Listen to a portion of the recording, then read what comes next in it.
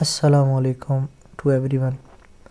सो अज़ीज़ तलबा, आज का जो हमारा बहुत ही इम्पोर्टेंट टॉपिक है नर्वस सिस्टम, ये अंडरस्टैंडिंग के लिए बहुत ही इम्पोर्टेंट आर्टिकल है। ठीक है, नर्वस सिस्टम बेसिकली एक बॉडी में फैले हुए सिस्टम को कहते हैं कि हमारी बॉडी अब देखिए कि किस तरह एक्शन जो है परफॉर्म करती है। मिसाल के तौर पे आप किसी चीज़ को देखते हो तो आपको कुछ फ़ील होता है, आप चलते हो, आप बोलते हो, तो तमाम के तमाम वो किसी सिस्टम के तहत होते हैं जिसे आप नर्वस सिस्टम कहते हैं। तो नर्वस सिस्टम के मेजर पार्ट्स की बात करते हैं। इसके बेसिकली दो मेन पार्ट्स हैं। नंबर 1 आपके पास है सेंट्रल नर्वस सिस्टम और इसी तरह नंबर 2 पे आपके पास है पेरिफेरल नर्वस सिस्टम है। ठीक है, सेंट्रल नर्वस सिस्टम में बेसिकली आपके पास देखें कि एक तो आपके पास ब्रेन आ रहा है, ठीक है, जो ह्यूमन में सबसे मैच्योर है। ठीक है, और इसी तरह इसके नीचे की जानिब मरकज़ में स्पाइनल कॉर्ड मौजूद है।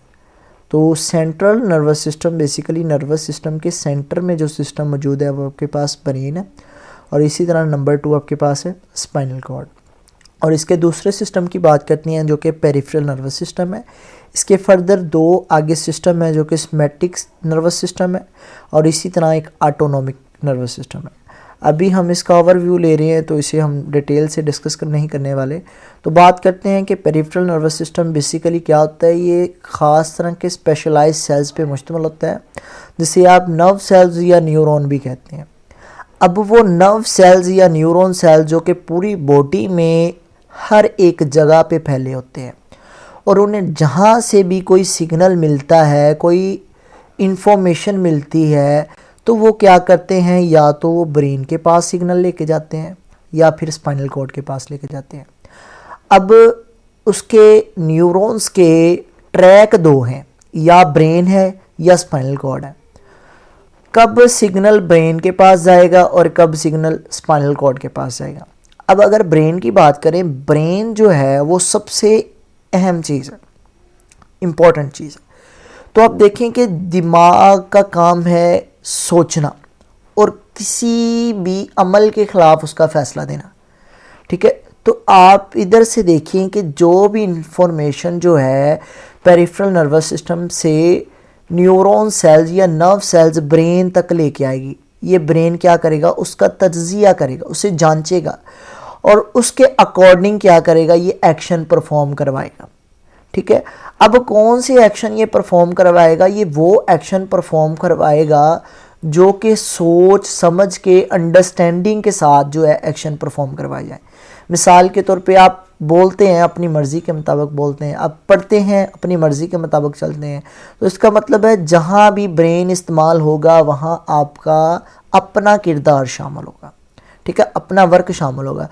तो वो काम जो आप अपनी मर्ज़ी से करो, ठीक है, उसे आप कहते हैं वॉलंटरी रिएक्शन, वॉलंटरी एक्शन। तो बेसिकली ब्रेन का काम जितना भी है वो टोटली जो है वॉलंटरी रिएक्शन एक्शन होता है। अब बात करें कि स्पाइनल कॉर्ड, इसके पास वो सिग्नल आएंगे जो कंट्रोल में नहीं होते।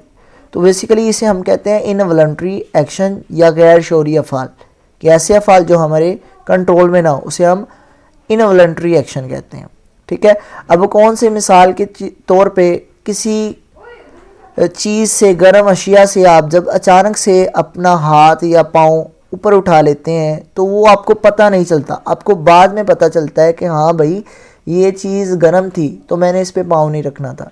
तो वो बेसिकली स्पाइनल कॉर्ड ही कंट्रोल करता है। ठीक है, और इसके अलावा आपके दिल की धड़कन है वो भी स्पाइनल कॉर्ड ही कंट्रोल करता है क्योंकि वो इनवॉलंटरी एक्शन है। ठीक है, और अब जो पैगाम यहाँ से आए, ठीक है, यहाँ से जो पैगाम आए न्यूरॉन लेके आया तो या तो ब्रेन के पास जाएगा या फिर स्पाइनल कॉर्ड के पास आएगा। ठीक है, तो यहाँ से जो इन्फॉर्मेशन ब्रेन तक आई उसे हम कहते हैं सेंसरी इन्फॉर्मेशन। ठीक है, पेरिफेरल नर्वस सिस्टम से स्पाइनल कॉर्ड तक या फिर ब्रेन तक जो इन्फॉर्मेशन आई उसे हम कहेंगे सेंसरी इन्फॉर्मेशन। और यहाँ से ब्रेन से या स्पाइनल कॉर्ड से यहाँ से जो इन्फॉर्मेशन दोबारा वापस जाएगी आपकी बॉडी तक, ठीक है, या फिर कोई एक्शन परफॉर्म करवाने के लिए कोई टारगेट टिश्यू या सेल्स तक जाएगी, तो वो जो ट्रैक होगा उसे हम कहेंगे मोटर इंफॉर्मेशन। सेंसरी इंफॉर्मेशन जो पेरिफेरल नर्वस सिस्टम से ब्रेन तक, और जो पेरिफेरल ब्रेन से या स्पाइनल कॉर्ड से आपकी बॉडी तक जाएगी दोबारा इंफॉर्मेशन, जो दिमाग ने डिसीजन दिया होगा या स्पाइनल कॉर्ड ने दिया होगा, वो वापस जब जाएगी एक्शन परफॉर्म करवाएगी तो वो मोटर इंफॉर्मेशन के ही ज़रिए जाएगी।